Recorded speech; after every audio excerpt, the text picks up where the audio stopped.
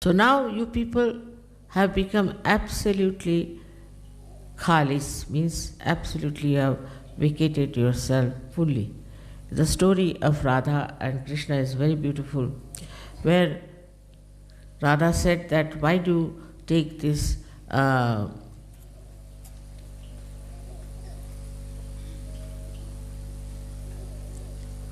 मुरली को अंग्रेजी शब्द नहीं आ रहा, flute to your throat. Why do you take this? Because Murli is such a sweet thing, flute is not so sweet. But why do you take this flute to your lips? After all, she must have been jealous, I think so.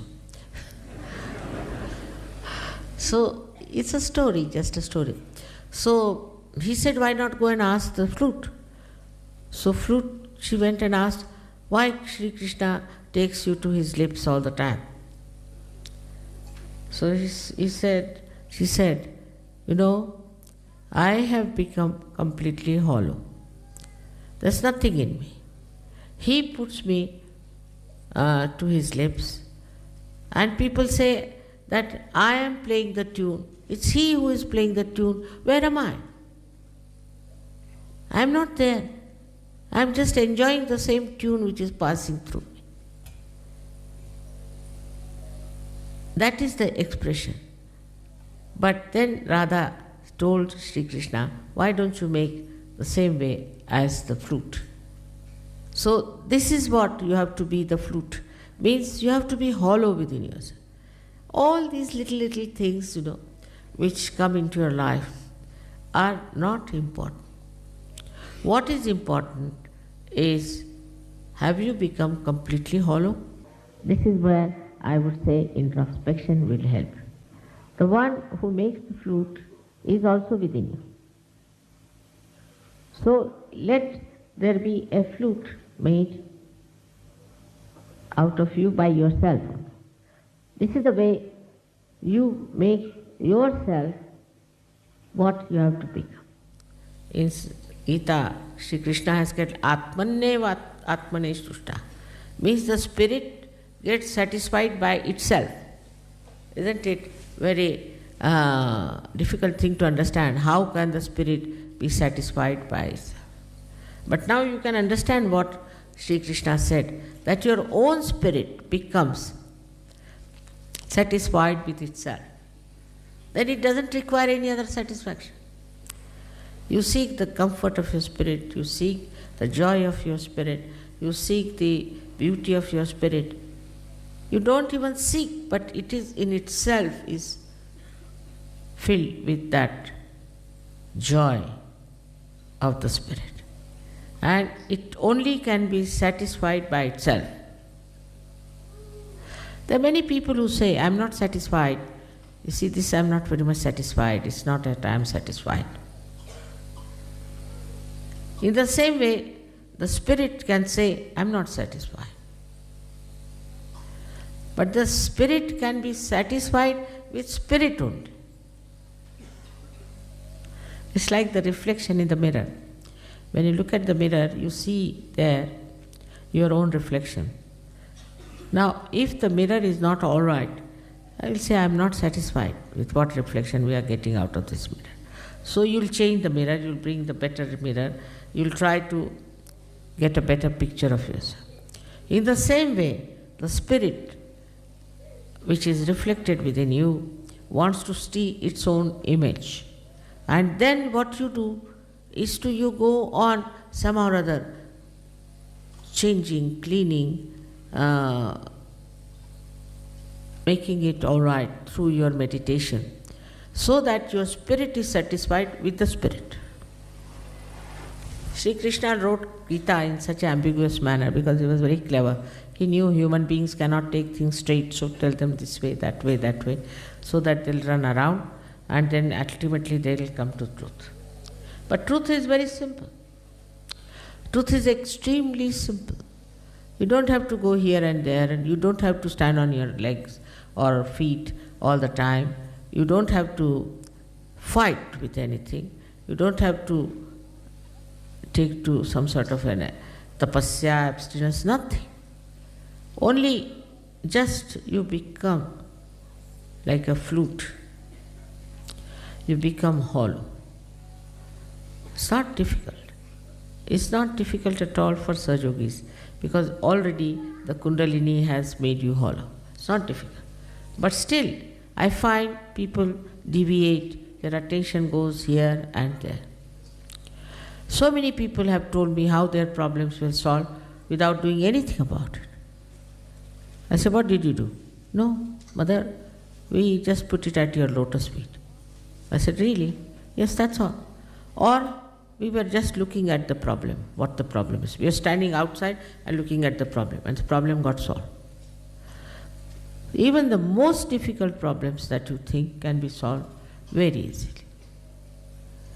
Because you have powers. Your powers are great. You are saints, but more than saints. Much more than saints because you are born at such a volatile times. Like supposing you have a light, in darkness you are finding something, you bump into that and bump into that. But supposing this is a place full of gas. You bring one light, the whole thing becomes enlightened. Like that you have powers. But you must get out of this nonsense of me, my and mine.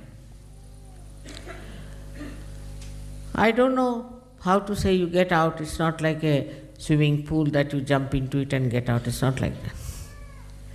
It is another kind of a very subtle understanding that our roots have to grow. And for growing our roots, we have to go within ourselves and find out within ourselves what is the area we are occupying, in what areas in our lifestyle we are taking these roots inside. Also, Sri Krishna has said that the tree of life has the roots in the brain and grows downward. It's very interesting to understand that the roots are growing in the brain.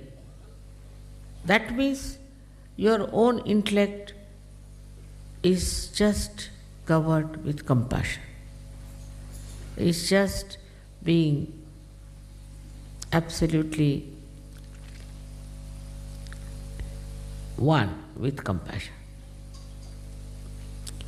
I had told you a story about a saint who was to take to the water for the deity in Gujarat, and he walked 1 month to go there with a pitcher of water. And there because it was a very high mountain on which this deity was, and he reached at the foothill. There he found a little donkey dying of thirst.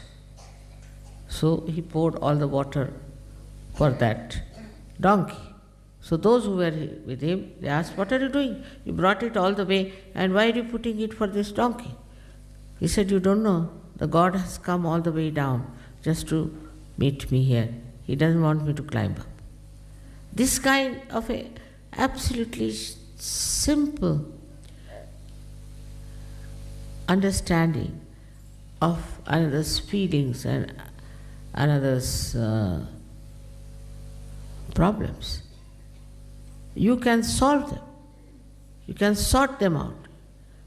And the person will tell you that you sorted out my problem, but you will not know how you have solved.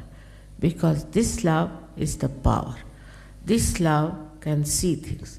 It is everything. It's like you see a television, all right, it's a television. If you see a telephone, it's a telephone. If you see anything you do with the power, it's all is embodied inside this love. You need not have a telephone. I never telephone to anyone. Mostly I never telephone. I mean, if somebody forces me, then it's all right. I never telephone. But not to save the bill. But I do not telephone because there's no need. The whole subtle of the ether is at your feet. Just you want to do something, you can just do it just with the vibrations. Now many people say, Mother, cure this person, cure that person. There's no need. You all can cure, you are so many. You can cure anyone you want to. But you bring that person to me is not needed. Just you can cure anybody you feel. You can solve all their problems yourself. A one little bandhan can solve it. But for that, you should be the source of love. Once you give a bandhan, this powerful love takes over. All right, I'll do the job. But for that, you have to be the master of this beautiful thing. Now, one thing is very different from other masteries. In other masteries, you see people try to dominate or to try to use it for destroying others. But the mastery of love is that you know how to build a rapport with the divine love. And this divine love is not only powerful, but it is such a efficient, I should say, such an alert instrument which works out everything in such a manner that you are amazed how things have worked out. And everybody has noticed it. I know you all know it, not that you don't know, but you don't use. You have to be on the vibratory awareness and use that. Even giving yourself as a bandhan itself clarifies you. Imagine in your hand there is this great power of giving you this balance, this love, this affection, and all the protection, while you can give it to others also. You have become now the part and parcel of the divine power. You are now in the kingdom of God. Whatever you want to do can be done by this divine power. With all this telling you, I still feel sometimes you are not confident. You get upset. You feel that how can this be? You have no trust in yourself, you have no faith in yourself. And also there are some people sort of who feel they are neglected or something should have happened to them. Once a lady started crying. So I said, why is she crying? She said, because Mother didn't smile at me. I didn't smile at her. But I never smile at anyone. I don't know why she thinks like that. So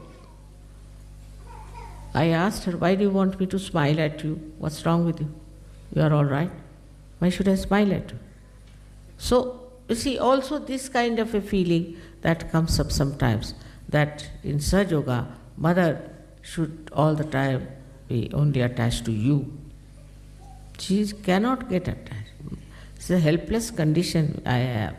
There are so many, you don't know, defects I have, which you have no idea. I don't know how to count money. If I give me 100 rupees, I'll count it 200 rupees. See, I don't know many things. I don't know banking. I don't know many things. And one of them is I don't know how to put attention to this person or to that person, like politicians would do. You see, you must look after this man because he's very important. Nothing. To me, you are just part and parcel of me, finished. So, you see, everybody, you must look after this man because he's very important. Nothing. To me, you are just part and parcel of me, finished. Nothing more than that. So, you see, everybody should know that you are very close to my heart, you are very much there, I am very proud of you, and something, really it's a miracle that has happened that you people have taken to Sahaja Yoga.